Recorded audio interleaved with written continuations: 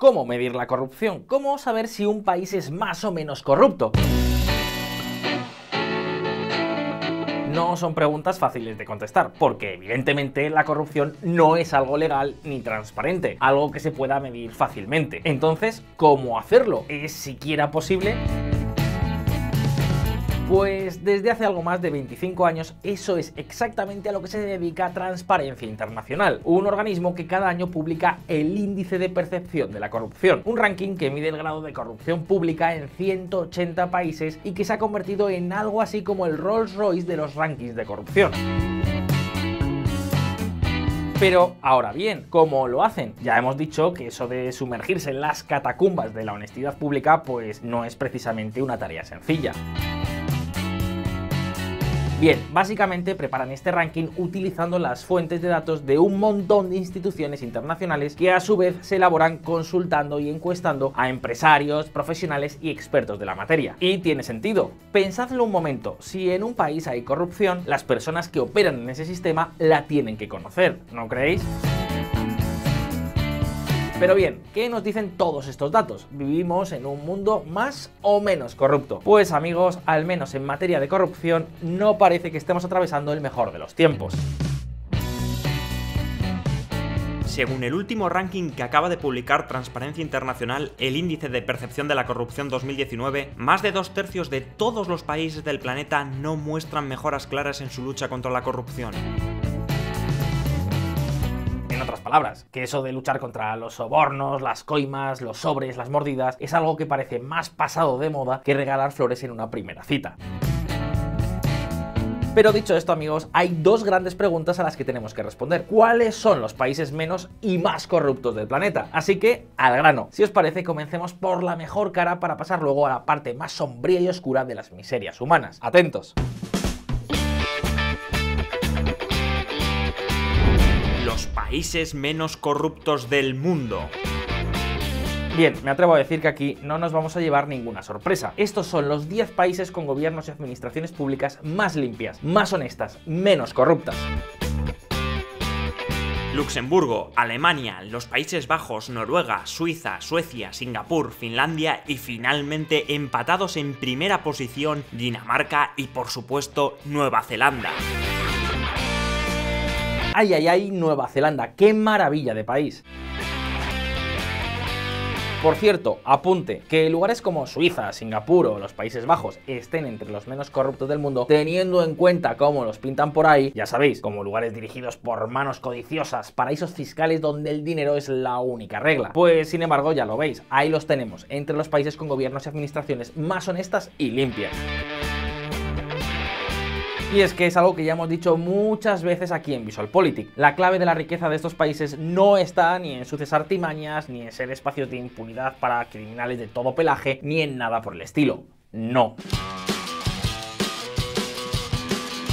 A pesar de lo que se suele decir, si estos lugares son países ricos y centros financieros de primer orden, es precisamente por su enorme seguridad jurídica. El dinero no se dirige a lugares donde puede ser fácilmente expoliado, donde su seguridad depende del antojo o la codicia del político local de turno. Y eso es algo que, como veis, podemos comprobar en este ranking de países menos corruptos.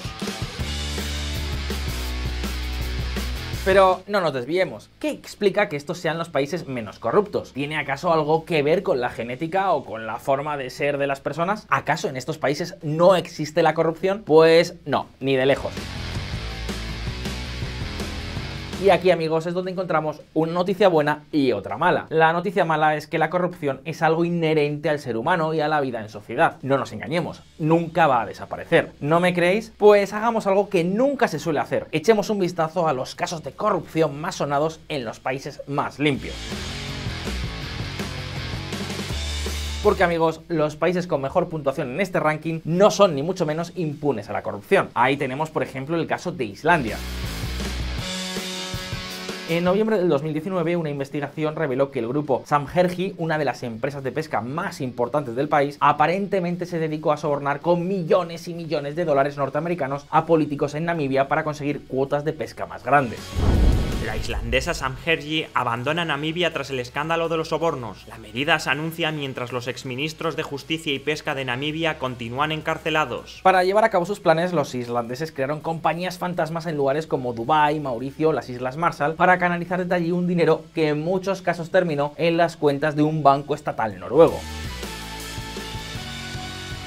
Luego también está el caso de la corporación de telecomunicaciones Ericsson, una de las empresas más grandes de Suecia, que tendrá que pagar, ojo, una multa en Estados Unidos de nada más y nada menos que 1.125 millones de dólares tras ser acusadas de haber pagado sobornos durante más de 15 años en países como China, Vietnam, Indonesia o Kuwait.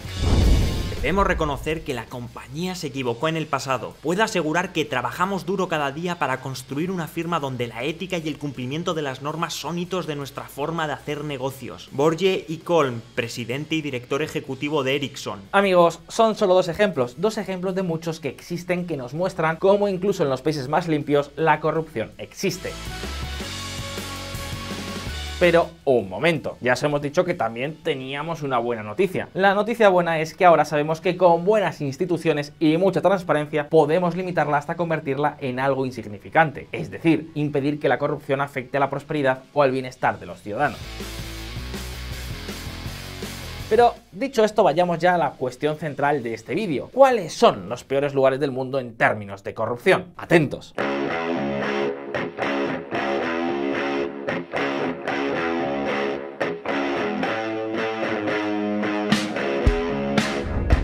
Países más corruptos del planeta. A ver, vale, aquí el ranking está disputado, está muy reñido, mucho más reñido que una final entre River y Boca. Pero con todo, estos son los 10 peores clasificados. En 10ª posición encontramos a Libia, un país devastado por los enfrentamientos locales y controlados por milicias que no dudan ni un segundo en poner la mano para gestionar o permitir cualquier cosa. Para que os hagáis una idea, en este país en ocasiones tienes que pagar una coima, un suplemento, hasta para comprar el pan, y es algo que tiene sentido. Sí, veréis, me explico, no se me ha ido la cabeza. En este tipo de países que viven semejantes escenarios, los mandamases toleran la corrupción abiertamente, no solo porque ellos mismos se llenan el bolsillo, sino también porque en cierto modo las coimas sustituyen en buena medida los salarios. Pero sigamos, en 9ª posición, Corea del Norte.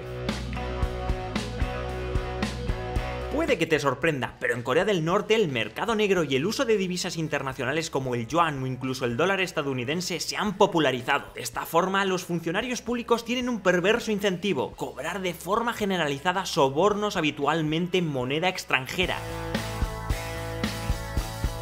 Es que ya no es que sus salarios sean miserables, que lo son, sino que para acceder al mercado negro o a los mercados extraoficiales de los que ya os hemos hablado aquí en VisualPolitik necesitan divisas, así que no dudan en poner la mano. Y el gobierno en gran medida hace la vista gorda. ¿Por qué? Pues porque al fin y al cabo estamos hablando de su gente. En Corea del Norte hay que pagar sobornos hasta para ir al médico.